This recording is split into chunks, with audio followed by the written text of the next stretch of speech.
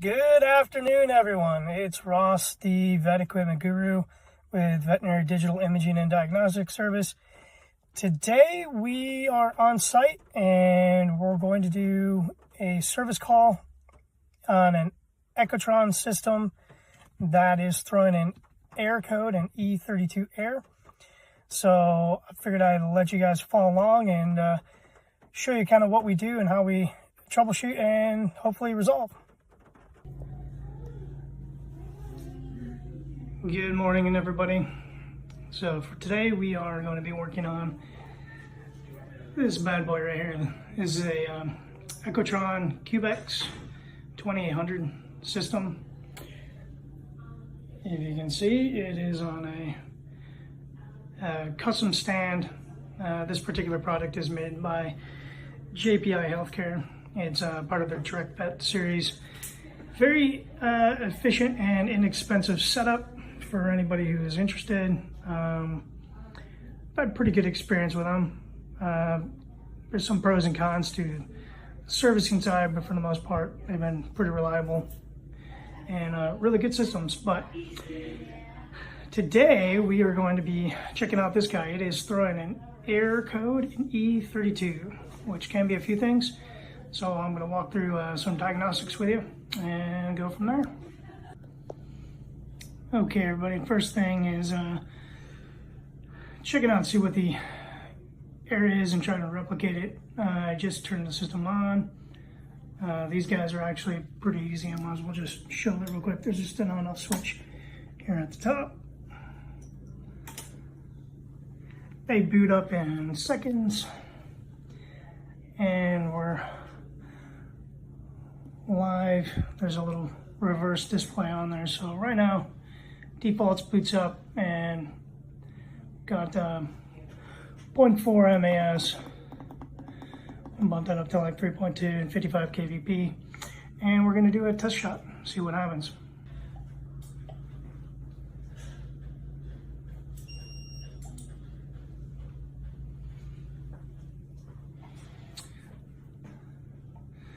All right, so it is indeed throwing the error code, and it is upside down, but it will say 32 and also showing error 18. So first step on checking this thing out is checking the line power, and then we can go into calibration mode and see what's going on. Make sure the calibration settings are correct. It's still stored correctly. Sometimes they delete themselves. So real quick troubleshooting on this in particular, you want to verify that it is plugged into a dedicated power source, not a power strip. So it is plugged directly to the wall. These guys don't like to share power. Next, we will actually be removing this top cover right here to get into the control panel and turn it into cal mode. And I'll show you that here in one sec. It's basically 4 screws. These guys right here, 2, and then 3, 4. Pretty simple. And then you can actually pop this cover off, which I may not be able to do one-handed. We'll see. All right, popping the cover off, I'm just kind of leaning it to the side. I'm not gonna actually disconnect anything. I'm just going to these dip switches right here, and number 4 is for a cal, and I'm gonna flip that over to be able to get into calibration mode. Okay, just to show, I've moved that one over. And we're going to basically just put the cover back on and repower under calibration mode. All right, we have booted back up. If you notice, the orientation is flipped. I can't reflip it. And these are basically our station checks, and I have a chart that I'm going to compare what the cal files are supposed to be for this guy and just match them up. I'm literally just going to be using the up and down buttons to kind of go through to check the different points and make sure they're aligned correctly.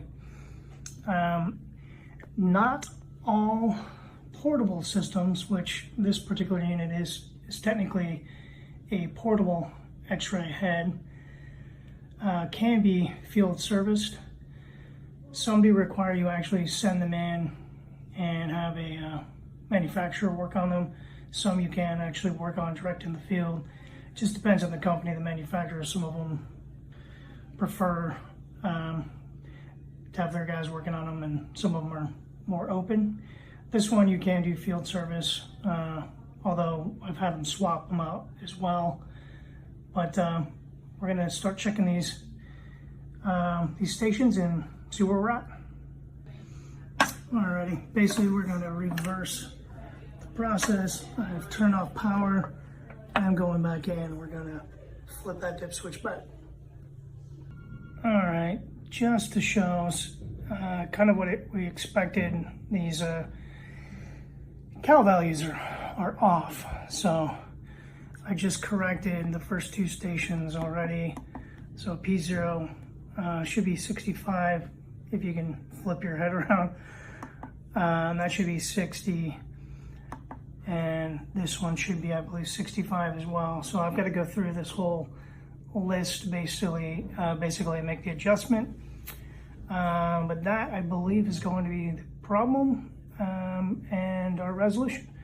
So I'll finish updating all these and then we'll check it out. So I went in and I checked all the stations, cal values as well as the P values, and they were way off. So we had to go through and adjust pretty much every one. I've just flipped the dip switch back. So we're back out of cal mode, and moment of truth, I'm gonna turn power back on. So we are back in our settings here. And I'm going to flip our display so you can see a little better. We're gonna go back up to the same 3.2 MES, 55 kVp. Pretty general safe shot. We're gonna run another test shot and see what we got.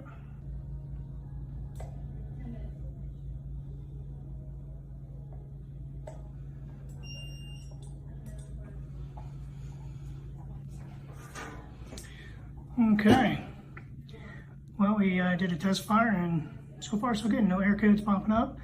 Looks like we're back to live. I'm going to do a real x-ray here in a second and see if we are done and done. Okay, everybody, first successful test shot, and so now I'm going to go ahead and kind of do a once over on it, make sure everything's shooting correctly. This is a kVp meter. Yes, I have not taken my cover off because I like to keep it protected, but this is something that we have as a service techs that we use to measure the actual output of the radiation. And I'm going to do a couple live shots and make sure it's corresponding correctly. Alrighty, this particular software is called the ExamView Vet, and all I'm going to do is create a emergency case, basically a generic test case. I'm just going to use the abdominal lateral for all images, and I'm just checking the different stations for output. So I'm going to do probably a 50 kVp, 60, 70, and 80, just to see that we're running true. And I'm only just shooting my meter, so that's the image you'll actually see. I also have my guides here for checking the collimation. It's always good to do that at the same time. That way you can see if you need adjustment on the collimator or if it's within spec. And here we go for live. Alrighty, I was at my 60 kV station. Sorry, excuse me, 70 kV station, and the dreaded error came back, and a 17 as well. So I'm gonna go check, see what is possibly our culprit, and I'll let you know. Okay, so here's our output. So far looking pretty good. Might do a small adjustment on the collimation there, but other than that, that part looks good. Now let's check. I used 20 seconds or 0.2 seconds, sorry, 200 milliseconds and 50 kVp. And you can see I've got 49.1 kVp and 198.1 milliseconds. So it's so far shooting perfect. For our purposes, basically plus or minus deviation of 10% is within state specifications, so we are more than good. Okay, my next shot.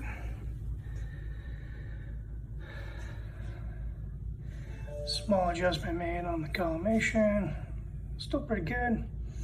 I might just do one more. Basically, I've got my deviation kind of marked on my testing kit, so it's just got to be within one line, really. Let's see what we got here. 6 kV.2 and 58.9, 197.8. Still well within spec. Okay, I figured out what the issue was. On these, when you have to make the adjustments, you have to make sure you hit the save button every time for each one that you adjust. And I missed one, so that's why I decided to throw the error. So we're going to power back off, flip the dip switch again, go back to live mode, and try it again. Okie dokie. In the jump, I'm at bloop, 70.33, 68.3, 330.4. So good to go. All right, everybody, we have resolved the air issue, and we are just getting ready to head back. Hopefully this was informative, and for those of you who like this kind of content, if you would, please like and subscribe below. As well, the contact details if I can assist you with any questions you may have regarding equipment, as well as possible issues you have with equipment. Please see the link at the bottom. Have a great day.